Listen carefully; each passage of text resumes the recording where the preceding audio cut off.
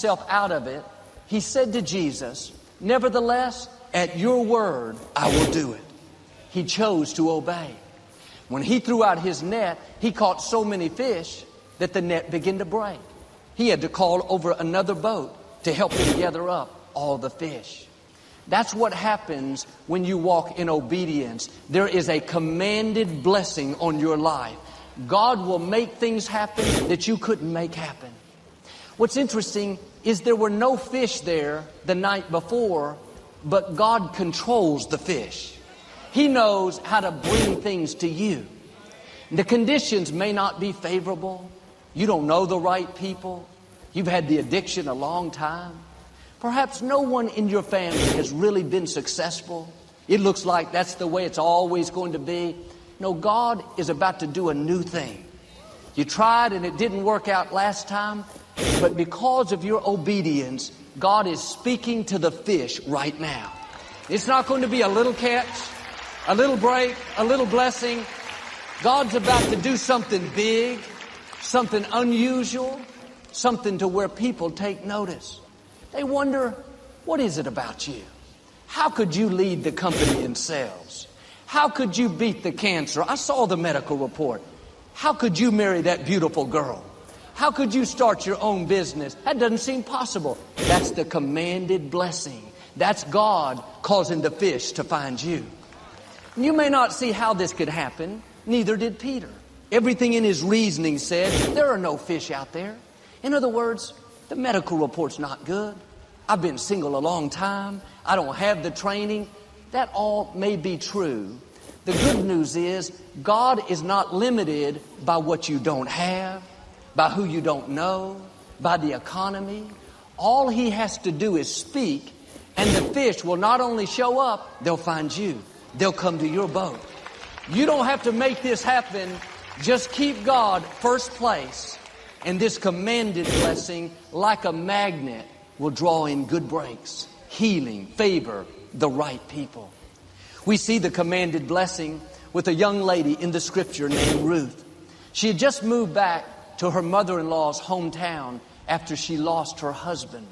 They were both widows, very poor, barely able to survive. Ruth would go out into the fields every morning and pick up the leftover wheat that the workers missed. They were living off of scraps. Life was a struggle. Ruth did this day in and day out, week after week. Didn't look like there was a commanded blessing on her life. Didn't look like it would ever change. But one day, God caused the owner of that property to notice Ruth. He asked his workers, "Who's that young lady out in our fields?" They explained how she was a widow that had moved there from another country. He could have said, "Tell her to get off my property. This is private land." Or he could have just dismissed it, not thought any more about it. That would be the end. But God caused Ruth to find favor with this man. He went over to Ruth and told her how she was welcome in his fields anytime. He invited her to have lunch with his workers every day.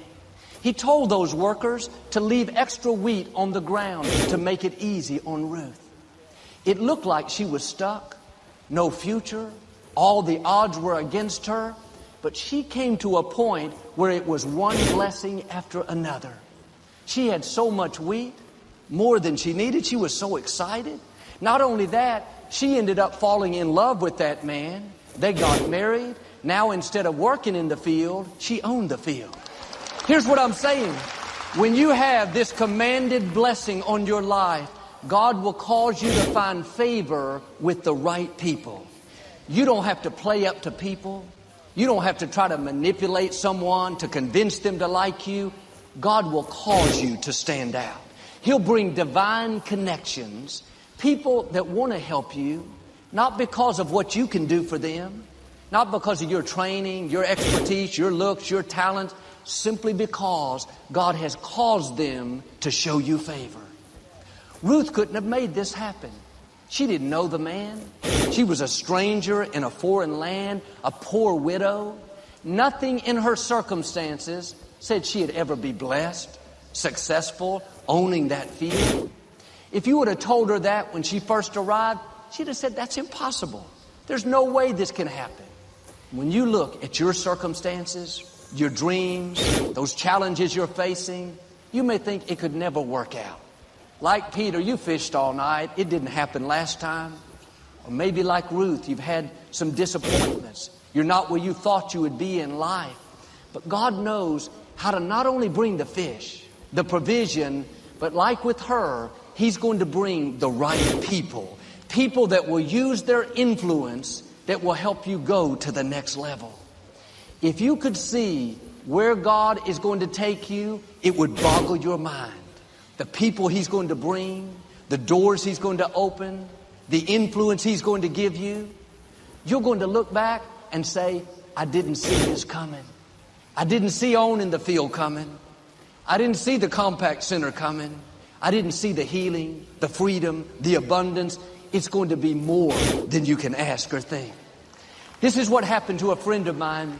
He moved to Houston 13 years ago with a dream to pursue starting his own business. He didn't know anyone here, didn't have any contacts, but he took a step of faith. He arrived in Houston on a Friday. That Sunday, he showed up at Lakewood. A month later, he was volunteering as an usher, serving in different ministries, honoring God, being his best. He started his business in the financial industry. Doors began to open. He had challenges, obstacles, but along the way, he could see the hand of God. Last year, he was in Chicago consulting with some clients. He met this older gentleman who owned a huge financial firm, one of the largest in the world. This older man took an interest in him. He started encouraging him and giving him advice. When this young man told him his vision, all of his critics thought it was too big. He could never accomplish it. But this older man laughed and said, don't believe them. It's way too small. You're going to do something much bigger. He had a desire to buy a part of this young man's company.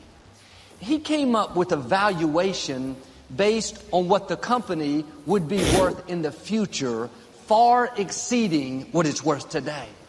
My friend just sold 25% of his company to this older gentleman. Now my friend owns one of the largest independent financial firms in all of Texas. What's interesting, 13 years ago, he was stocking shelves in a grocery store to pay his rent. If you were to ask him, he would tell you, I didn't see this coming. Never dreamed my business would take off. Never dreamed this man would be so good to me. Never dreamed I would be a leader in my field. That's